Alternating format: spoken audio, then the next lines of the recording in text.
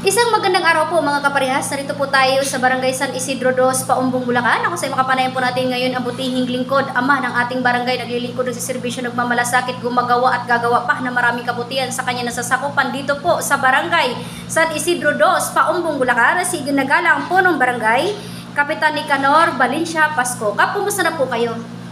Una po, isang magandang araw po.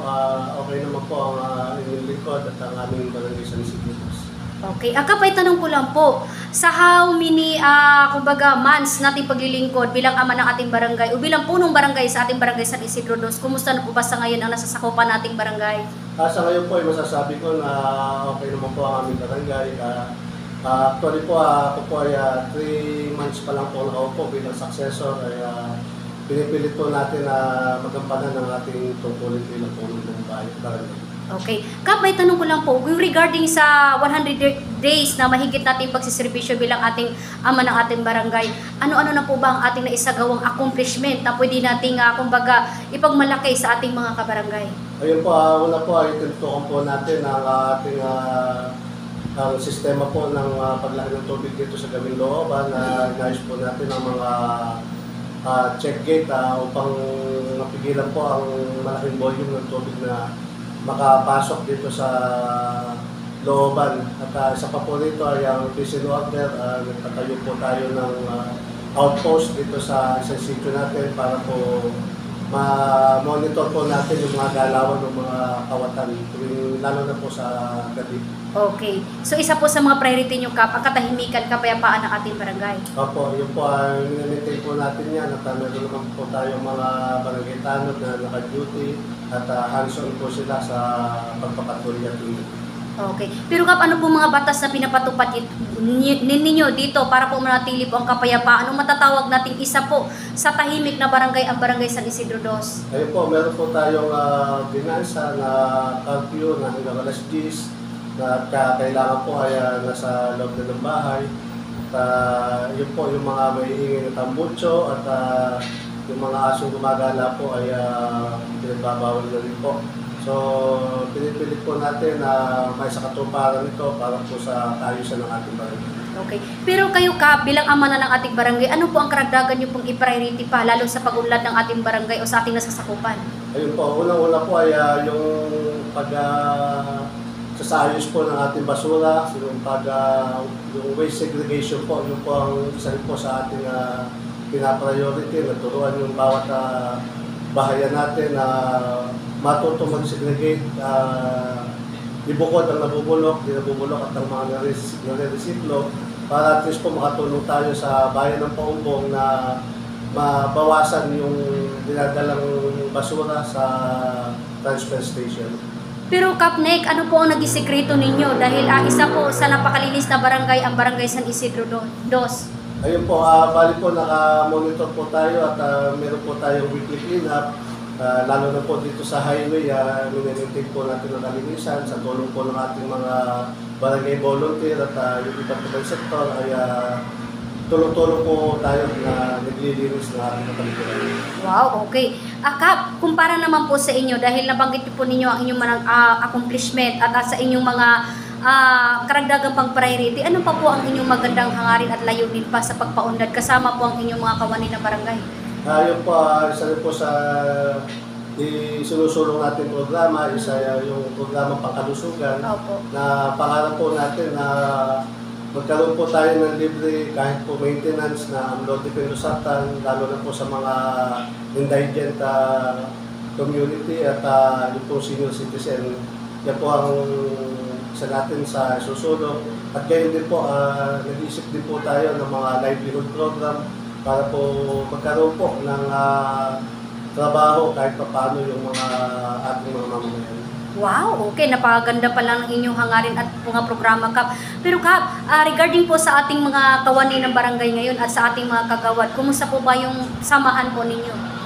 Ayun po, natutuwa rin po ako at nung naupo ho ako, full support po lahat ng aming barangay volunteers. So, nagiging maluwag po ang trabaho ng punong barangay pagka po supportive ang kanyang mga volunteers na tutulong-tulong sa lahat ng mga activities, mga programa, napapagaan po ang mga trabaho sa ating barangay. Di ano po ang inyong mensahe sa kanila, Kap, sa inyong mga kagawad at sa inyong mga kasamahang nagsiservisyo sa Barangay San Isidro Dos, lalo na po ang inyong mga voluntary, sekretary, tanod o inikay na mga empleyado sa Barangay San Isidro Dos? Ayun po, sana po ay patuloy tayo magtulong-tulong para sa ikaayos ng ating Barangay San Isidro Dos. At sabi ko nga po, lagi naman pong bukas ang ating opisina sa lahat ng kwestiyon o kung ano man po yung pwede ninyong i-suggest at pagtutulong-tulungan po natin para po mas lalong pabuti at maayos ang ating Barangay San Isidro Dos. Kap, kung nanonood po ngayon ating minamahal ng mga kabarangay sa San Isidro Dos, ano po ang nais nyo po ipahatid na mensahe, panawagan na sila po ay patuloy na sumusunod sa inyong magandang hangarin at layunin lalo po sa mga batas na pinapatupad po ninyo dito? Ayun po, sa akin po mga kabarangay, ako po ay nananawagan na sana po ay sumunod tayo sa batas, sa mga ordinansa, at lalo na po yung pamamahala ng basura at ang disiplina po ay malaking bagay para po sa isang mamamayan. Dito po nag-uumpisa ang ikaayos na relasyon ng bawat isa sa atin. So, hinihikayat ko po ang lahat na maging disiplinadong mamamayan dito sa ating Barangay San Isidro Dos. Ano po naging sekreto ni Kapitan Nicanor na patuloy na minamahal at nagmamahal din sa ating mga kabarangay? Ayun po, unang-una po ay lagi po tayong tumatawag sa nasa itaas, sa Panginoon, Tama po. upang gabayan at bigyan ng lakas. So, doon po humuhugot ng lakas at pangalawa po ay sa pamilya na lagi pong nakasuporta sa akin. So, yun po ang hinuhugutan ko ng lakas. Kaya po ako po ay nakakatupad at nagkakaroon ng isang mabuting pamamahala. Kap, na may katanungan lang po ang ating mga kabarangay. Kung may darating man daw po na eleksyon, ibig sabihin, kayo daw po ba ay isa pa sa lalahok pong muli bilang ating kapitan? Yun po, tingnan muna po natin ang ating magiging performance. Opo. Kaya po nasabi ko, 3 buwan pa lang ako. Mhm. So, nakadepende po sa taong, sa mamamayan kung mararamdaman ko naman po yun kung ayos naman po yung pamamahala ko. Pero ako po talaga ay natutuwa at maligaya naman po ako ng kapaglilingkod sa ating mamamayan. Yun po. Okay. Kap, ano po ang inyong mensahe sa ating nanalong o naging kapitan, dating kapitan dito sa ating barangay na naging kusihal ang ating bayan ngayon at sa bayan ng Paumbong, Bulacan? Ayun po, para po sa aking dating kapitan, Rene Gonsial, Christian Valencia Coronel, maraming salamat at ako ay naluklok bilang successor na kapitan dahil sa iyo.